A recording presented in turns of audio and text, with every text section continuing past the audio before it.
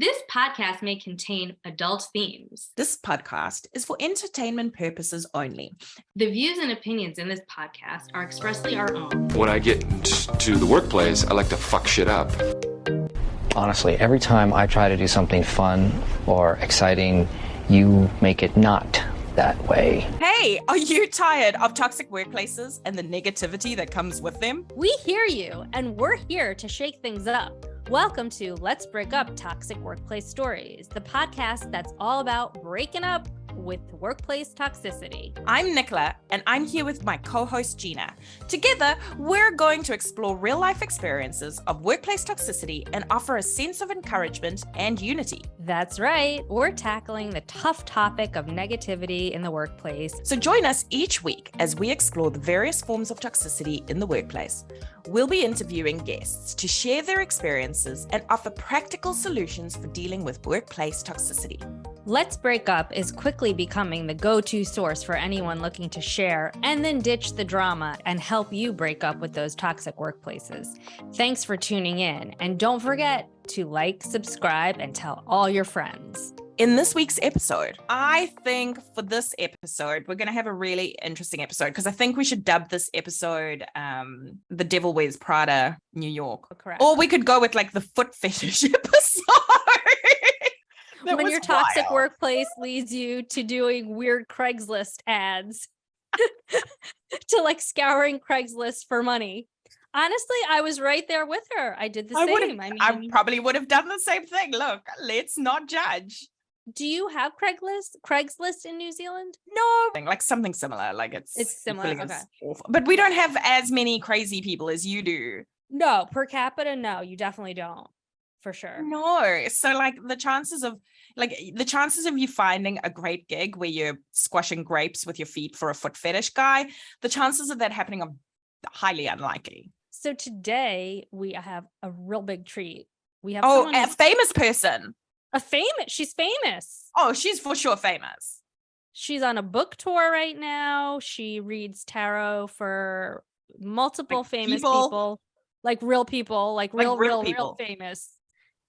She's got like a really big Instagram following as well. Like she's got stalker vibes. Like people will stalk her because she's so cool. She said like she had some light stalking. Light stalking. I love this.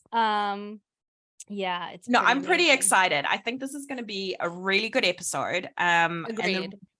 And I think the reason it's going to be a good episode is because she just brings her whole of self and like all of her energy with her to the experience. Yeah. And so, I mean, for me, it's special because even on the 15-minute interview, like before we booked her in, she and I just like got each other. I was like, I know exactly what you're talking about. Like, it was just because we both come from similar backgrounds, working in Manhattan in the fashion industry in like the early 2000s, to like, I don't know, 2013-ish. For her, I'm not in the fashion industry per se. I'm more in the beauty and luxury industry right now, but it's all intertwined. It's all intertwined because you need to know the current trends in fashion, so on and so forth. But anyway, she reads tarot, and I think she's going to do a couple readings for us. Okay, that's going to be fun. I don't know how we deliver that to our audience, because like, what if she tells us that we're going to die in like 2 minutes? No, then we'll be like, great, see you later in heaven or hell, whatever you believe in. We'll see you there. Because obviously, we don't want to share too many personal details if she comes up with some juicy whoppers. Stuff. Some whoppers. What are you going to ask her about? I don't know. I think I need to reflect on my personal life at the minute. I think that's the weak link at the minute. What about you? I don't know if it's a weak link for you. I think it's unfulfilled. Well, that's a true story. Okay. I think I'm going to ask her about my business. Okay. Because I've talked about it before. Yes. That we were doing super good, and then COVID hit and it affected us in a very negative way, to a point where I didn't even think we were going to be able to continue on. Thankfully, we are, and things are starting to look up. But I just want to know like when that feeling of I'm afraid to open my emails, I'm afraid to look at our bank account, like will be over, because that's where we were before COVID. Yeah. I never had to worry about any of that. It was just going smoothly. Everything was just lined up. It was amazing. And I'd like to kind of get back there. So I'm going to ask her about that. And I might ask her about my partner. Oh, just out of that'll be curiosity. curious. Yeah. So those were the two things I wanted to ask. Okay. I don't want to like overreach, but we probably should ask about our podcast, but that will be time if we have time. Yeah, If not, I feel like if not, we should do a follow-up with that. Yeah, we should invite her for like, in our reflection episode. We should invite her to be part of the reflection episode for season 2. Ooh, that would be cool. Well, like a little cameo appearance. She and I live pretty appearance. She and I live fairly close to one another. So I'm hoping we both get our shit together and we actually can meet in real life. Because I think that would be really cool. I need photos. Photos, or it didn't happen. And maybe I'll have her do a reading of for the podcast. Yeah. If film the whole thing, because you can't have her do a reading for the podcast and then not film it and No, share. I would film it. For sure. Okay. Mm-hmm. All right. So let's get straight into this episode. I'm pretty excited that it's going to be awesome. Me too. Also, trigger warning, conversations about suicide. Also, trigger warning, alcohol and drug abuse. Ooh, good one. Also, a trigger warning, foot fetish. Oh, yeah. If anything about a foot fetish or masturbation is a trigger for you, those are sprinkled in here too. Sprinkled. Sprinkled around. Equal opportunity sprinkle. Yeah, like High Hair did with Raina. Just sprinkling it. It's an even distribution. Okay, so despite my tardiness. So glad you could make it. I know, to my own. So glad you could make it. I'm so excited that you're on the podcast today. Hey, I'm Rebecca Simzak, aka Cardsy B, the author of The Saturn Diaries and tarot reader and podcaster, and I'm so excited to be on the podcast today. Okay, so how did you get that? How did you get that nickname? Tell me how you got this. Well, okay, so I actually, from my ex-wife, came up with it because everyone used to call me Miss Cleo, and like she was like, okay, that's already taken, and she just jokingly was like Cardsy B, and then it stuck. And when I started a separate Instagram, because I was still freelancing in fashion as I was building this, I was like building myself a bridge, and I was like, I don't want the fashion people to see this, so I had like my personal Instagram, and I just created it under Cardsy B, like not at all tied to my full name, and then it stuck, and people like called me Cardsy, and now a lot of like because it's like a play on Cardi B. So totally, I love it. Totally. Yeah. I love it. It took me a Exactly. minute to figure that out. And then when I had that moment, I was like, oh my God, Nicola, Cardsy B, because she does tarot. Totally. And Nicola was like, and I was already like, you were like, that makes so much sense. Yes. Because like it kind of like it's, I think because we just saw your name and we didn't know what you were doing. We were like, why is this person's name Cardsy B? Yes. But then once we like had your vetting and we were like, oh, okay, you do tarot, like it clicked. I was like, oh, I get it. I had somebody literally come to my book launch in Miami that like got it for the first, was like, oh, because like all the cards. And I was like, all the cards, indeed. Yeah. all the cards.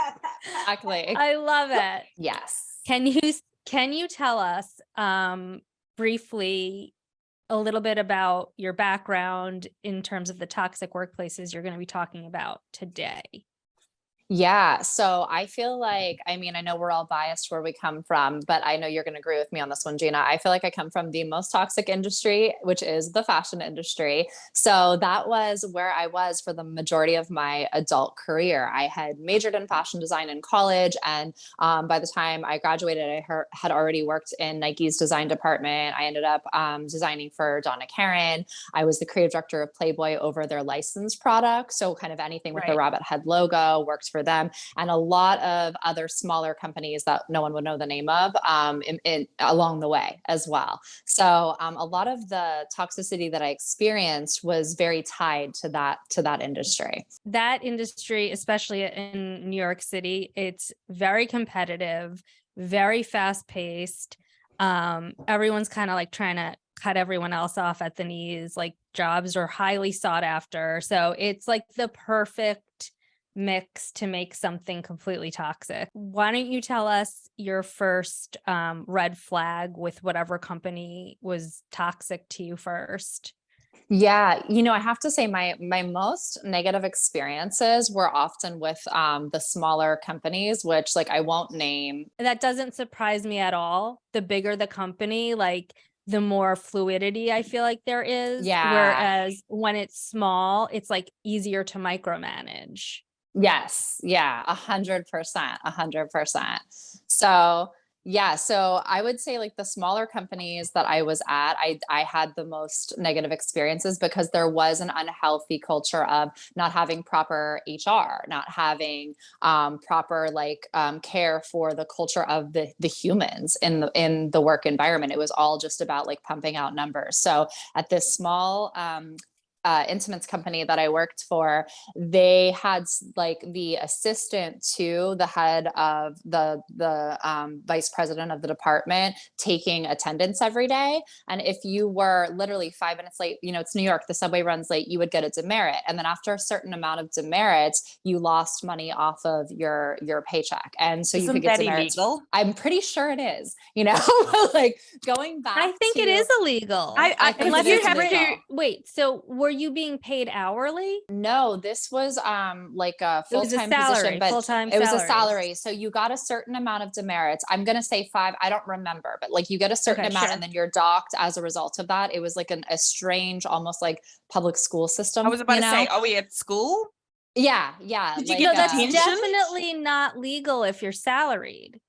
yeah. I can't imagine that it is, unless it was 100%. like written into your contract, like your employment contract, really tiny and you missed it. Yeah. It's the Well, that only, was red flag. That was definitely red flag number 1. There was kind of Okay. like a dress code to some degree, which is so odd to me in the fashion industry, that was also enforced by the demerit system. And there was an unspoken rule of you weren't supposed to, I don't know if you've ever worked anywhere like this, Gina, but like you weren't supposed to have lunch with coworkers. It was like kind of Wait, like what? you're just supposed to like go on your own. And none of this was written. It was just like, you kind of learned it. It's like, like you learn it by being there.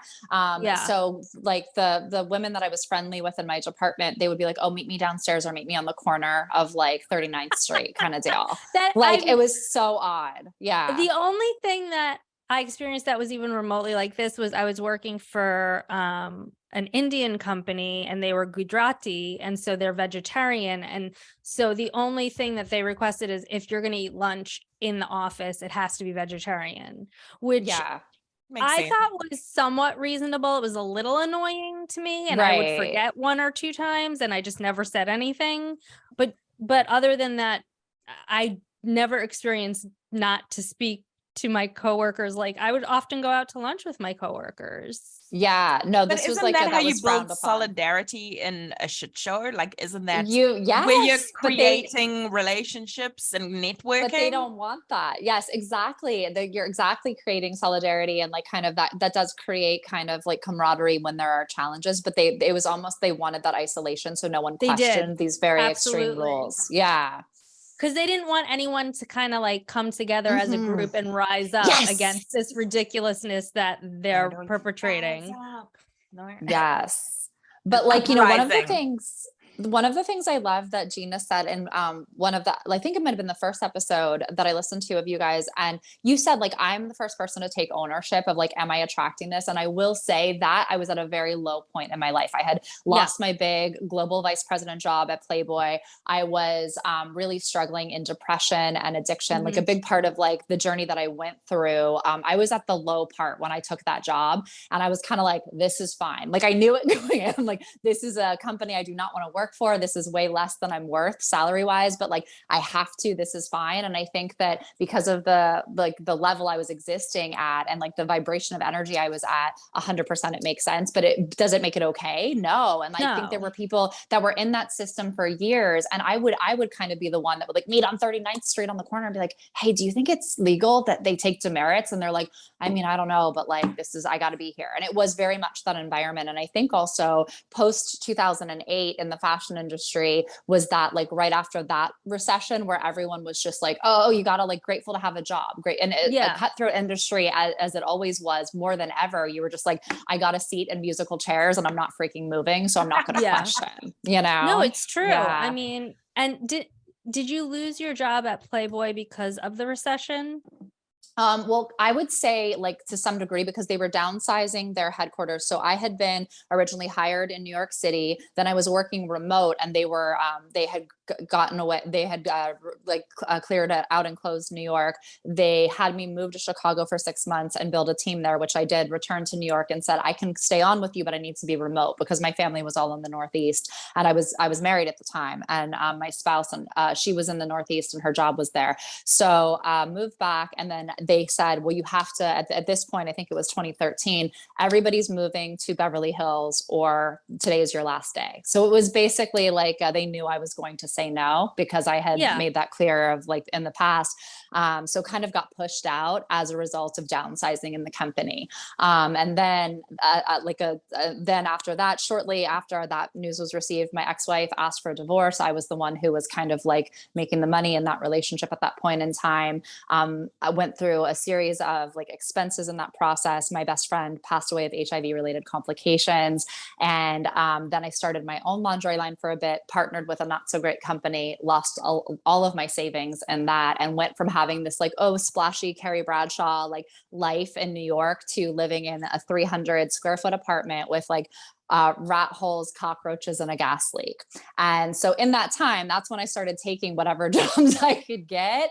And that was, it was a horrible experience, but I also learned a lot, and it's made me a huge advocate against toxic workplaces because of seeing, I knew why I had to put up with that, and seeing like, we don't know our coworkers' circumstances as to why they have to be there. And maybe they're, you know, like they've been there forever. They're a single mom supporting kids, and they're like, I've put up with this and I need this job. And now the environment economically has shifted and I've got to hold down my chair. Yeah. So like learning what I did in that time period, it's something that I speak a lot about. It's definitely something I share, like all the horror stories in my book, because I think the more we're aware, it's kind of like being able to have lunch together. Like the more we share, the more we're aware, the more we empower each other to say like, hey, maybe this isn't okay, you know? Yeah. No, it's so funny. We're so similar because I've had many of those periods of times where I was at the top of my game and then top of my game. Like there's so many ebbs and flows, and I had to get sober during some of that because I was doing similar things, I'm sure that you were. I mean, and also like the downtown New York fashion scene was so like clubby still. Like, oh, 100%. So it was like you would go to like someone's show or whatever, and they were very like club-esque. Like the longer you stayed, the more shit was brought out. Like of course they curated it with like wine and whatever, but then if you stayed longer, yep. So I'm sure we even like saw each other at some of them and had no idea. Oh, probably. I was probably like blackout Sally in a corner because that was how I would just drink and like. Did you have party the to Acne get platform boots? I did not, but I remember them. I didn't either, but I wanted them so bad. But then now I'm glad I didn't get them. I'm gonna just Google those real quick. Sorry, Google them. What the shit are they called now? I forget the name of the style, but they're by it was Acne Studios, and they were like a platform boot that had like a silver metal like sort of wrap around on the bottom of the sole, kind of like all the Yeah, wafy. like we did not have that in South Africa. No, I wouldn't imagine that you would, but I'm sure I saw you blacked out in the corner and I wouldn't have known. All right, so you're at this like low point in your life. And where were you living? Like, what were you in Manhattan or were you in a borough? So I was in Manhattan because like I was such a snob back then. I was like Carrie Bradshaw. I would not leave Manhattan. So I lived in a shithole, it was like Soho, close to Chinatown. Like I was like claiming Ooh, Soho, yeah. but like, you know what I'm talking about. Yes. I lived like on the edge of like Chinatown, Soho. So, but my whole thing was I didn't ever like tell anybody where, like, I was just like, oh, I live in Soho kind of thing. Oh, And yeah, I didn't did let that anybody shit all the inside. time. Yeah, because you can get away with that in New York, where it's like, oh, I lived in Soho. I only posted really cropped images of my dog, never the apartment. And then just like in the cool parts of Soho neighborhood, I would be out and about. And I'm like, and the thing is, like, no one knew. And there are people that have read my book since that were close friends that were like, I had no idea how poor you were, or like how bad it was, how bad all that whole period of depression and addiction and anxiety that I went through in that time, because I curated my life, which is like a downside to social media, is that you can curate what you want people to see. Exactly. So I did that. And then I was working in a lot of these like kind of smaller garment industry companies. And it was terrible. I remember when I lost the job at the place with the demerits, and I was so happy. Like I literally that day, and I kept nothing at my desk because I hated it. So I just had like samples I was working on, and that was it. And the fake HR, the assistant / product development person / HR came over and like was like, oh, you know, can we go meet in this empty office? Which I was like, oh, I'm for sure he's getting let go. And I remember just feeling the sense of joy, even though I shouldn't have, but I never have to come back here. And I was like, I know this is irresponsible at this time, but and then from that point on, I started taking like random jobs, like freelance jobs. I literally even squashed grapes. And this is okay. I'm in my, I think, early 30s, and had been like you were saying, you've been like, you know, at like levels. I had been like a global vice president, creative director, had like the beautiful, glamorous life, all the things. I'm now living in the Soho close to Chinatown apartment. I took a job off of Craigslist to squash grapes for a foot fetish wine guy. That's how bad I needed money. So like, how good did he pay? Did he pay? How good was the pay? So it was $200 an hour, which at that point in my life felt like $20,000, you know? Oh my God. So I would squash grapes. Pay. $200 an hour?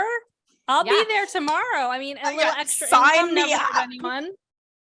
Is he gonna stab us though? Is he this kind of Craigslist vibe? It was a gamble. So two of my friends went with me, who are still friends to this day. Thank God. We were like, we're all in this together. We did it. And we walked into this warehouse on the West Side Highway, and we're like, this might be where we die, you know? Of course. And we went, was it like near Chelsea Piers? Yeah. Yes. Yes. I know exactly.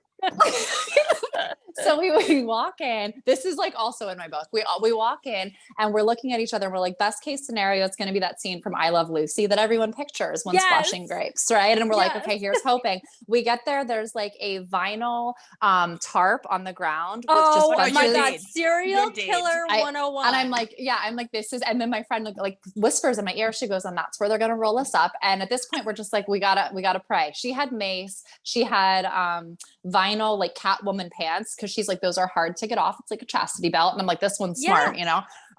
So and you're like, I'm wearing my linen lounge pants so that they're easy access. You're like, I did not think this through. I'm like, I'm just wearing a skirt with no underwear. Yeah, I was like Madonna, La Isla Bonita. I'm picturing like I Love Lucy, Italian Villa. I'm like, I did not think this meanwhile, through. It's like a dingy, like, was it like a storage unit?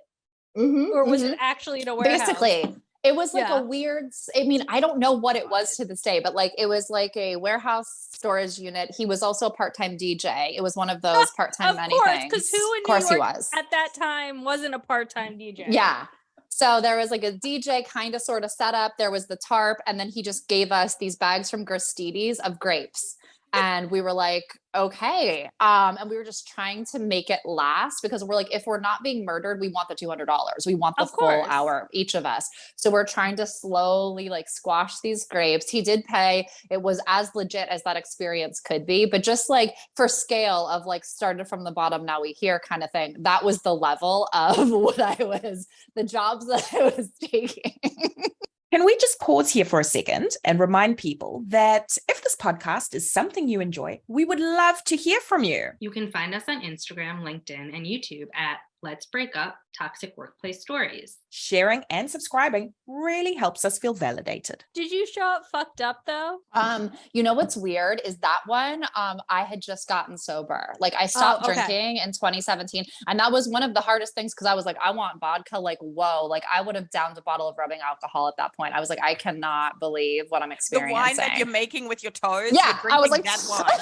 Yeah, you're like, let me see if I can get a little off my toe here. Oh. That's amazing. No. You know what? I have a similar Craigslist story. Well, anyway, so I had a really bad bout of depression and anxiety when I decided to take myself off my SSRIs that I had been on for like years, which is never a good idea. Like, don't ever do that completely without doctor, intervention. Yeah. Or like even them saying like, we're going to taper down. I just went cold turkey. So I went off cold turkey, got sober, everything. And then I lost a shit ton of weight because I went through such bad like depression and anxiety.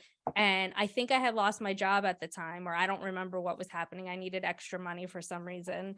And I almost took a gig in the South Bronx where I was going to be an artist model. So just go there and be completely nude. Thankfully, I had a sponsor at the time who was like, you're going to die. And I finally was like, okay, maybe this isn't a good idea. No, it is such a weird thing in New York culture where a lot of people take those gigs on. It's like, oh my gosh, well, you can make money quickly in New York. It's not in the safest of manners, but like, yeah, I did the foot fetish wine. I rented the terrible apartment. People actually paid to Airbnb it, which was only one woman came in and said, you've got to be effing kidding me, and turned around and walked out. And she's my idol to this day. But like people paid to stay in that horrible apartment. It's like you can hustle in New York. Just, on that topic, if you want to like follow, subscribe and share, we would love to honor that. Thank you. Just, yeah, quick top tip. The more the better, because we're making $0.0 right now. No, we're making $3 from Bob Bobbison. You get less. So we are at rock bottom. You have barely survived a foot fetish Craigslist like wormhole that you've ended up in. You're trying to hustle money, and where are we at now? So, I mean, I think I just started to and a big part of it for me, similar to Gina's story, is I stopped drinking, stopped substances. And in that I was making slight better choices. Foot fetish situation was out of desperation. I'm not saying that was a good choice, nor do I advocate anybody do that. But as I was like kind of climbing up, more higher level opportunities, even freelance of just better companies started to open. So I then started freelancing with a company that was honestly amazing. And the only reason I left is because I've started becoming very successful in my own business. But I was freelancing with them. And that's when I learned to boundary of like, you do have a lot of power as a consultant, a contractor, or a freelancer, where I was like, okay, these are the days I'm available. And when I would shut my computer down at 5 o'clock, I would walk out the door. And it's interesting how there's the perceived we have more security and full time, but it's like we have more access to boundaries as a consultant or a contractor. And that's kind of allowed me to build the bridge from that to working in my own business. So I slowly scaled back my days with them and bought that time back into my own business. I started reading. So as I was coming through that terrible like depression, like moving out of my addiction, and just cleaning up my entire life. And I would pull one card a day. And then I started to remember, oh, I was good at this as a kid, and started reading for friends, for colleagues at that, the company in the fashion industry where I was consulting, and people were getting accurate results. They're like, oh my God, she predicted I was going to get pregnant exactly in this month. She predicted that this deal was going to close. And so word kind of got around. It started as a very word of mouth thing. And then my business, my one-on-one tarot readings grew. I was doing like events and reading at places in New York, and then eventually created my my own tarot deck, launched my podcast, Hex in the City, and then was able to step away and completely run my own business from 2019 on. I did write a chapter about it of in my book of kind of like, okay, this was me climbing out of that hole of from having absolutely nothing. I think at the lowest point, I literally was in that Soho close to Chinatown apartment, had 3 figures in my bank account, which was like less than I had probably even like graduating college, and just was like, where do I go from here? And it was a point of like, I am at the bottom, but there's something with that allows you to surrender, of kind of like, how much worse can it get? And it makes you a little more fearless. And that's when I remember getting offered full time with the company I was freelancing with. And I said, no, thank you. Cause I really liked my freedom. And it's something that I had been so trained from, like coming from, you know, my grandparents are Polish immigrants. My dad was like, put your head down, accept a full-time job, get the benefits. And when I had like lost everything and the slate was kind of wiped clean for better or worse, I was like, no, how much do I value my freedom? How much do I value my time and the ability to build what I love on the side? And that's really when things started to change. And when I remember even like before the quiet quitting trend was being like like broadcast across media during the pandemic, I was the one pre-pandemic that was like, okay, bye, peace out. And I know it would trigger people, but it also inspired others because I was like, no, I'm honoring my contract. I'm not being disrespectful. I'm completing what I'm here to do, but I'm not going to sell pieces of my soul to a company, because at the end of the day, even in a full-time, like executive level, V level, C level job, they can cut us at any point. And it's not, it's this perceived security, but it's not really guaranteed security. And that's like one of the things that really shifted things for me. It's also helped me build my business in a way that's very conscious of that. But that's how I love what you guys are doing, because I think it's kind of starting that conversation, making it known that like, no, I'm not alone in experiencing these crazy, insane, toxic situations and the expectations that are placed upon us that we didn't agree to uphold, but somehow like we're considered bad if we don't. Unwritten social expectations, right? There's these unwritten social expectations across the board. You know, you have them in your personal life, you know, you've got to tick off these certain social expectations, but then at work there's these unwritten ones that you kind of learn along the way. And especially in a toxic workplace, those unwritten expectations can sometimes be absolutely bizarre as well, where you're like, these don't even match who I am as a human. And that's what you're talking about when you're saying I won't sell my soul. It's like, because what happens with people in toxic environments is you do start acquiescing, and you're not even realizing that you're acquiescing, even if you're like, this is weird, but I'll just do it anyway because this is the company culture and I don't want to lose my job. Like, and then before you know it, you're morphing into someone you don't even recognize. And which is horrible. It's really horrible. So when you got fired from the small intimates company, what happened? Like, what did they brought you into the room, and why did they say you were getting let go? Oh, it was literally just like addressed as like layoffs. Your position isn't needed anymore. But I think like I did not fit the culture. Like I was the one that was like you're saying, like, does anyone else? I wasn't making waves at that point because I needed the money. I needed the paycheck so badly. But I was kind of like, no one else thinks this is odd. No one else thinks it's odd that like we're not supposed to go to lunch together, that we get demerits for like a dress code. We don't really know what it is. Or if we're like 5 minutes late because of subway. There were so many things. And and I think that they saw that. And I would always I would be the first to leave in my department. Like, even I'd be like, okay, I would hold down the chair. I would do the whole game of chair holding down. But like, finally at 6 o'clock, I'm like, I've been refreshing browsers and looking at that time, probably Facebook for this long, like, I'm gonna go. And that was was it one of those situations where like no one wanted to leave before the boss left? Oh yeah, totally. No one wanted to leave. And I just, in my mind, because I had been like you have been, like, I was a boss lady and I did lead my team, and I never rolled like that. I was kind of like, if you're done and like we're wrapped up for where we need to be in the season, the week, whatever, like, cool, like then leave at 5 o'clock, check out when you're done. So that culture, after being in big brands, that I had more autonomy and I was able to lead my teams that way, it just felt very, very foreign and very oppressive. So I would be the first to leave, even if that was at 6:30. People were holding down the chairs like until 8:30 if the boss was still there. And I was like, cannot. And so I think I was, even in like a quiet way, a disruptor just from doing that. And so yeah, I was let go on the explanation of like, this position is being eliminated. And They I was like, probably knew cool. you were too big time to be there. You were a threat. I mean, and I don't know. I felt like, I was such a disaster at that point in my life that I needed to be, but It could have I been honestly it could have been that too. Because like I when would you're rather, yeah. when you're like in your active addiction or alcoholism, you Yeah. think you got everything together, but meanwhile, Yeah. like, Oh, you, 1,000%. you're Yeah. like, But yeah, you're not together. oh, 100%. And it's like, it's funny because when I look back at that, like, you know, I joke about that, the foot fetish grape squashing, but I'd rather work for him any day than that company in the garment Yeah. district. Like, there was more of a, here's what we're here to do. The hour was up and it was kind of like, here's That's your it. money. It is what it And is. go. Right. And it's And I was very like, clear cut. I love that. very clear cut. And I have more Yeah. respect for that dude in the like the stained t-shirt, the half DJ, half what would he be considered, like a wine vineyard owner? I'm not sure. No, but like, you know I have what? more respect for him. I'm gonna say that he was a for DJ.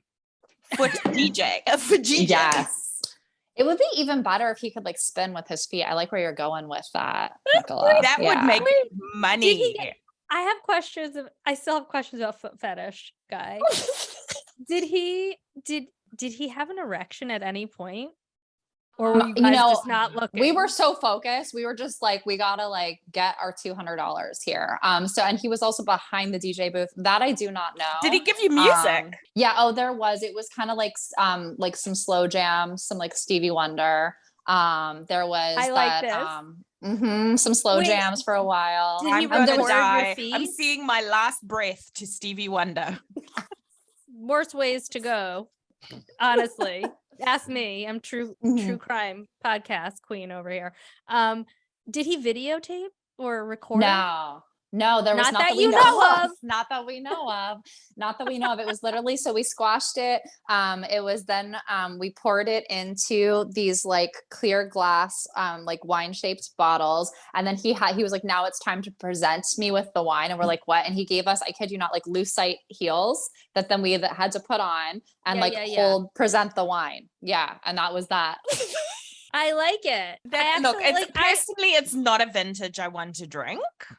Yeah. No, but so do you think he would like let it age and then drink it? That's not how you make wine, dude. It's not just squishing grapes. Yeah, it's not add just like squishing sulfites grapes and shit. Yeah, it was definitely not like a but you have legit vineyard. No, I know, but you can get wine from grapes. Okay. Okay, circling back. Yes. So, I mean, this has been amazing though so far. I'm like so into this conversation because it's got everything. It's like Stefan. It's like the club with the dwarfs. Yeah. You just said that. It is. Yes. Okay. So you start your own business, and do you want to tell us a little bit about what that is? I mean, I think we kind of know it's tarot card reading, right? But tell us exactly what it is. Totally. So when I hit that like dark night of the soul moment and I had no money, was in the horrible apartment, had gone through those really toxic, like abusive work environments. I literally trigger warning, it gets dark, it gets better. Obviously I'm here, but like I had planned to kill myself. I was like, I cannot exist like this. And that was the plan. I had like my pills all lined up through a series of events that like the universe intervened, thankfully. And when I came through that, I was like, if I'm here for a reason. And I need to find a way to heal. And I knew I needed to heal the addiction. And I knew I needed to do something that made me feel excited to be here every day. Because aside from getting up to feed my dog, at that point, there was no reason to even get out of bed. And I was in just like a really deep depression. Identify with that. Like I had a plan, had everything.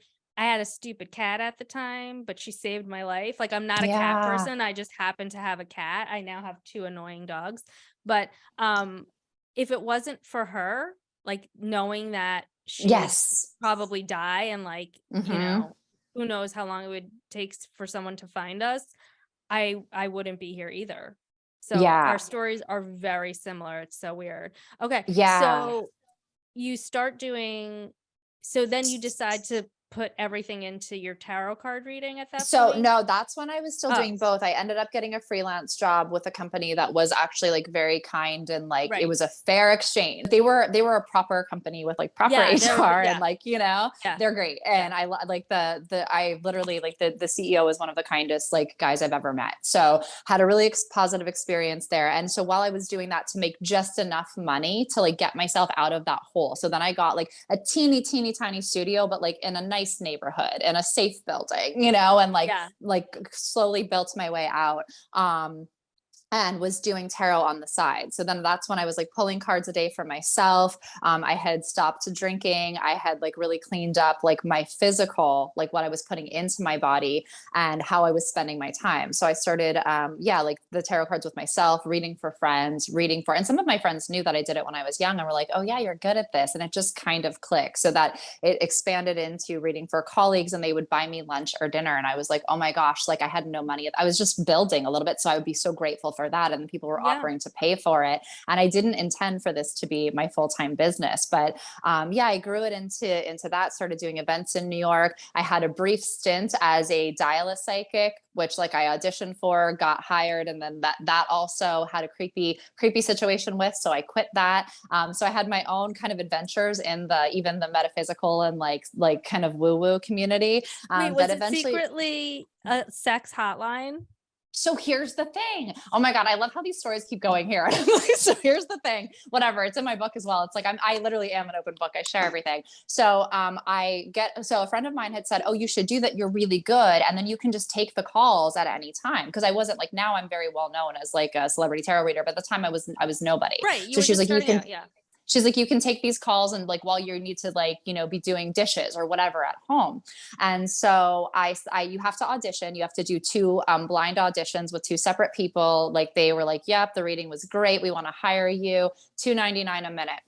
So the first call I get this guy, Scorpio something 77, and he is like, I just wanted to start out with an energetic release. And I thought this was like meditation talk. I'm like, okay, sure, maybe this is standard. It's my first call. So then I'm just like, okay, yeah, I we can love start with how that. naive you are. Literally, I know, like so many of my straight girlfriends have been like, girl, like I know you're a lesbian, but like come on now. So I'm like, cool. So I like close my eyes and do like, you know, like meditation pose. And when I open my eyes, he's got his freaking pants like unbuckled. And I'm like, and I just like shut my laptop shut and like crawl under the table. And my dog comes running. And so then I like creep it open. He's gone. I messaged the company that hired me. They're like, oh, it happens sometimes. And I was like, yeah, no, I'm good. Like I don't need to do this. So I literally, my one big paycheck from that company was $2.99. Like got the check in the mail. Yeah. Had to declare taxes on $2.99. They paid you. At least, I mean, you know what? I got paid for that 1 minute.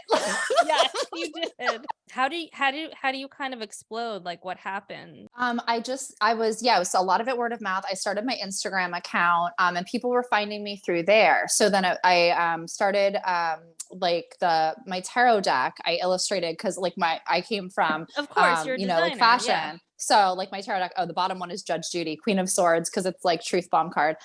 So I illustrated my own tarot deck, and I was like, okay, if nothing else, I'll just use this on Instagram and like to teach tarot, because it's kind of an entry level deck of like pop culture women of why this card means that.